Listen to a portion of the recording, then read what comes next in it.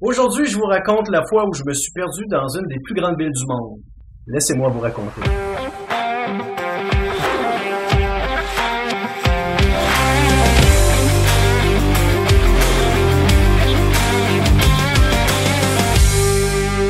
Pour commencer cette vidéo, j'aimerais dire merci à tous ceux qui ont écrit des commentaires dans la vidéo précédente. Je vous avais demandé d'essayer de deviner quelle était cette fameuse ville dans laquelle je me suis perdu. La majorité ont écrit New York. Une seule personne a eu la bonne réponse. Et donc, la ville dans laquelle je me suis perdu, c'est... Mexico, Mexico.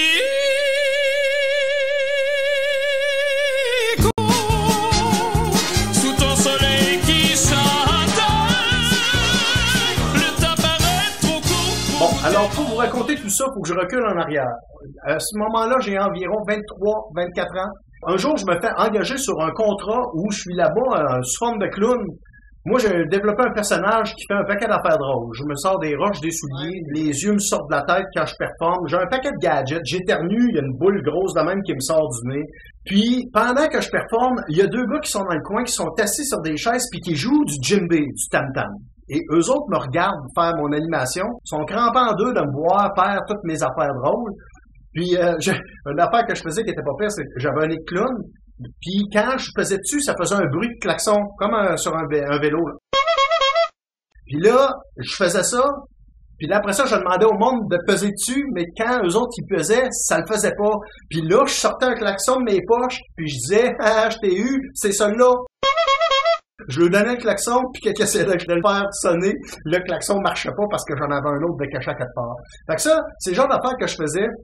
Puis il y a un des deux gars qui jouait de la percussion qui s'appelle Martin Bonin.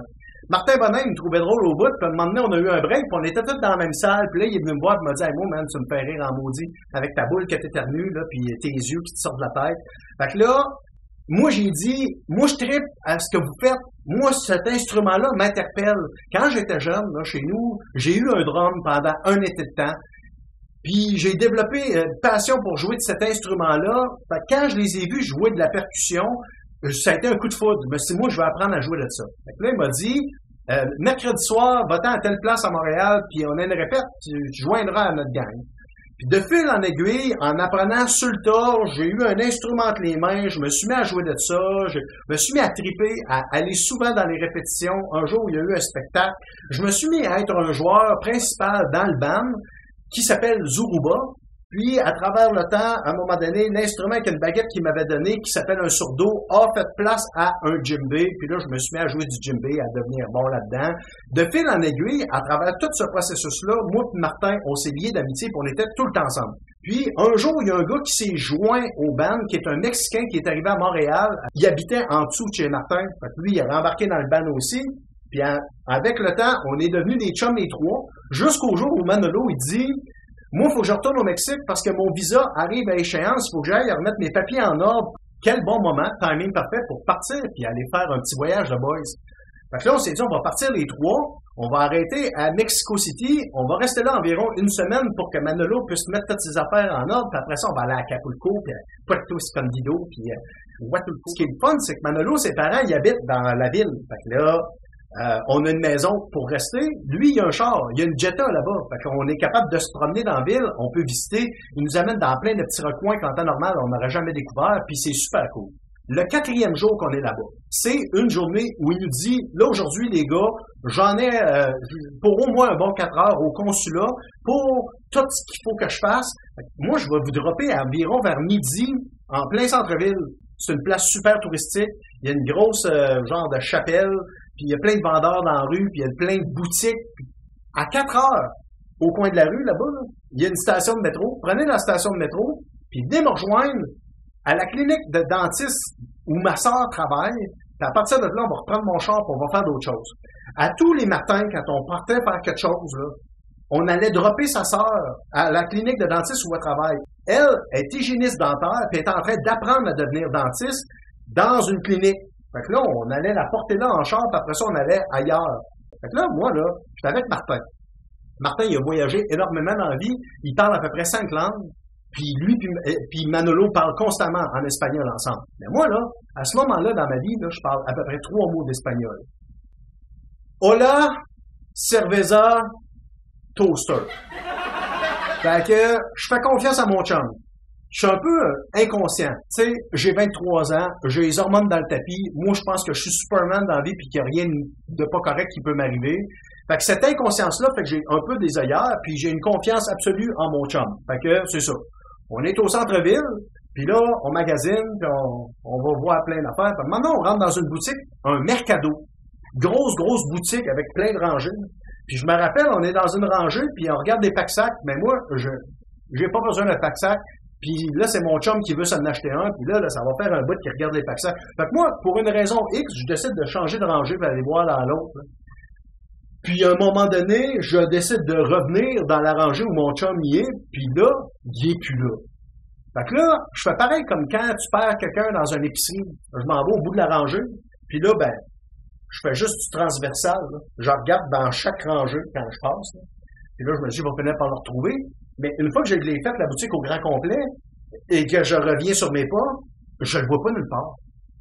Fait que là, je me dis, bah, ben, il doit être sorti, puis il doit s'être dit, on se trouve pas dedans, on va sortir, ben, on va se trouver sur le trottoir. Mais premièrement, quand je suis arrivé sur le trottoir, il était pas là, puis deuxièmement, il y a du monde, c'est noir de monde. Parce que sur le trottoir, il y a plein de vendeurs de stock. Là, j'ai 23 ans, puis j'en ai 48 aujourd'hui. Ça veut dire qu'on recule de longtemps dans le temps, dans une période de temps où Internet puis les cellulaires, ça n'existait pas. Fait que le monde, il y en a beaucoup, ce qu'ils faisaient, c'est qu'ils gravaient des films et des disques de musique, puis ils vendaient du stock piraté. Puis des tables de même, il y en avait plein. Fait que là, il y avait full de monde qui était là pour acheter ces affaires-là. C'était bourré de monde. Fait que là, moi, je vois pas mon chum. Fait que la première affaire que je me dis, c'est, bon, là, il est à peu près 3 heures. On s'était dit qu'on se rejoignait au métro à 4 heures. Fait que c'est ça que je vais faire. Je vais perdre du temps un peu. On va tuer le temps. Puis à 4 heures, on va m'en aller au métro. Puis je vais retrouver mon chum, là. Mais quand je suis arrivé dans la station de métro, là, j'ai eu un autre genre de petit call, là. La réalité, là, qui frappe de plein fouet, là, c'est que la station de métro qui est là, elle est bondée de monde et elle est à peu près 5 fois grosse comme Berry-UQAM sur l'heure de pointe. Fait que, je sais pas si tout le monde qui m'écoute là a déjà pris le métro à Montréal, là, mais Berry-UQAM, quand il y a du monde, il y en a en masse, là. Bon, ben là-bas, c'est 5 fois gros comme ça. Vu que je réalise rapidement que je le verrai pas à travers tout ce monde-là, ben là, je m'en vais voir la carte, la map du métro. Le métro de Mexico, là, toutes les stations ensemble, là, c'est à peu près ça, là, 10, 12 fois gros comme les stations de métro de Montréal.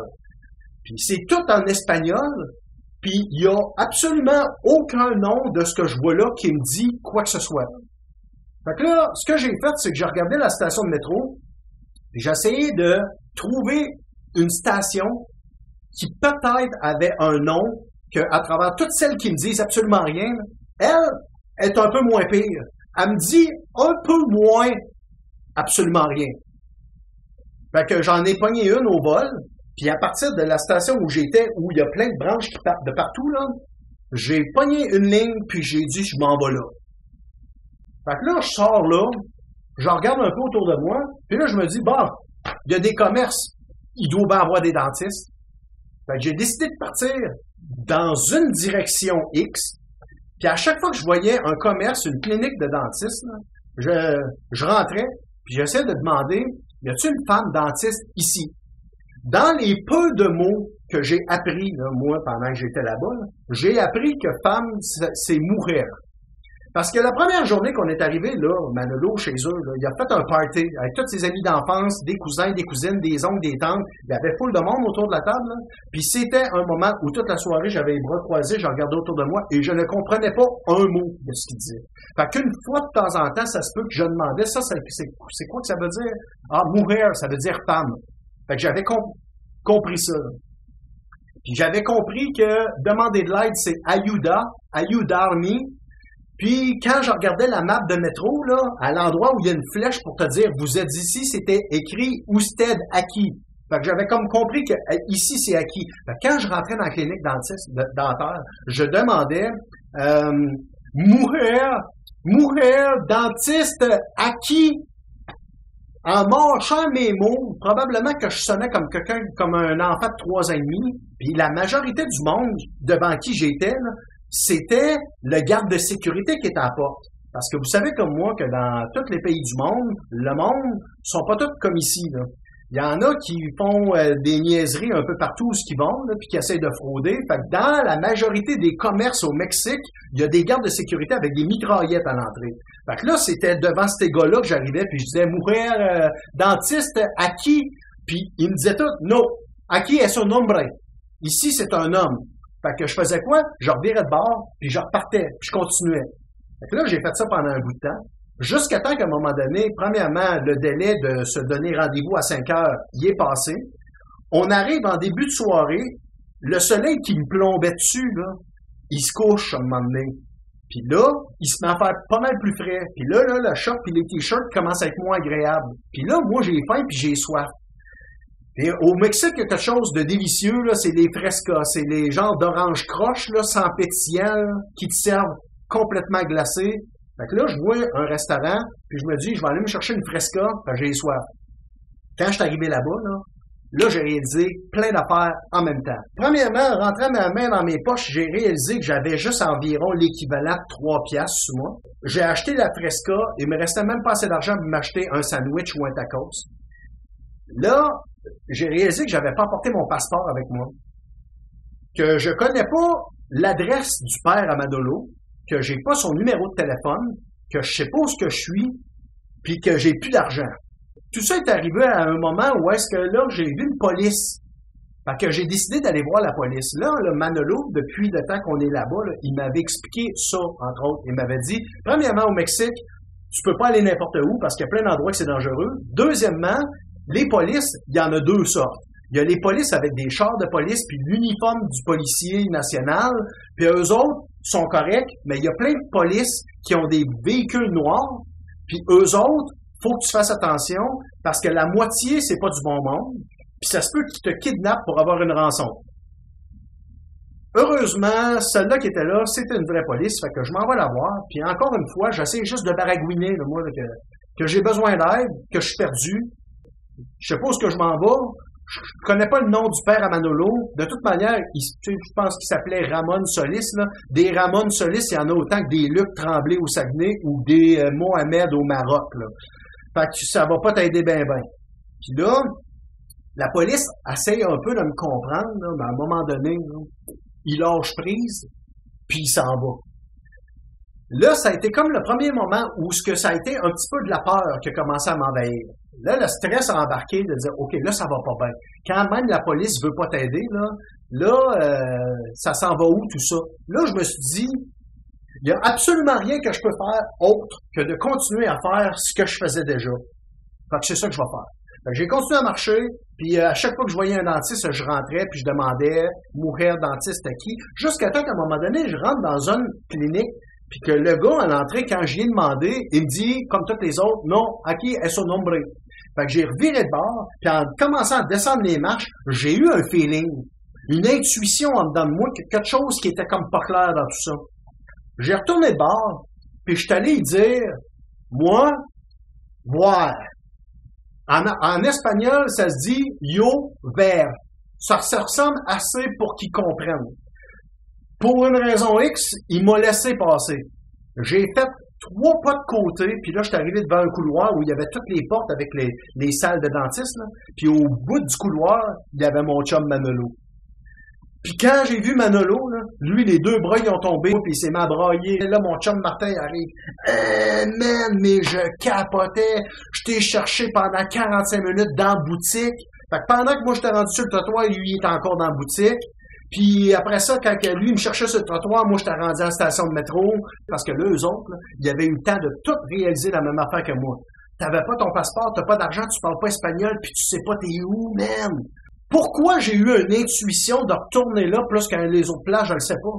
Je le sais pas. La seule chose que je peux dire, c'est que je pense que dans la vie, quand tu laisses pas la peur prendre toute la place, là, il y a des portes qui restent ouvertes pour des possibilités d'écouter ton intuition, entre autres, de te faire confiance qu'il y a quelque chose qui va arriver de positif au lieu de juste bad tripper. Ce que j'ai fait aussi, c'est que là, j'ai arrêté d'être inconscient puis d'avoir des œillères puis de faire tout le temps confiance que tout va tout le temps bien aller autour de moi.